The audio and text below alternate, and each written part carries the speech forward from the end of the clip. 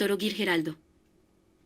Este toro pertenece a la raza Gir, la fecha de nacimiento fue el 21 de enero del año 2020. El propietario es José Coelho Vitor. El padre es Caria FIVKO Verde, JCUL 2528, y Acaja FIVKO Verde, JCUL 180. Como abuelos paternos tiene a Gengis Khan de Bras, RRP 6097 y Jiva FIV de Bras, RRP 6875.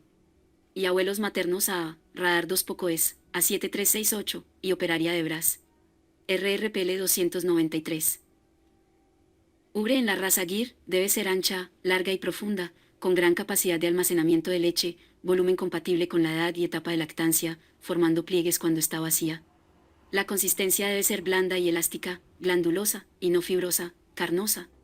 Su piso debe estar nivelado y no ir más allá de la línea del corvejón. También debe presentar proporcionalidad entre el anverso y el reverso. Los cuartos delanteros deben estar adelantados hacia adelante y pegados al vientre y los cuartos traseros bien proyectados hacia atrás y hacia arriba. Este toro transmite a su descendencia beta-caseína 2A2. Este toro está incluido en la batería de ABS. Si quieres adquirir la genética de este toro, en la descripción del video te dejaremos los datos de contacto del distribuidor autorizado.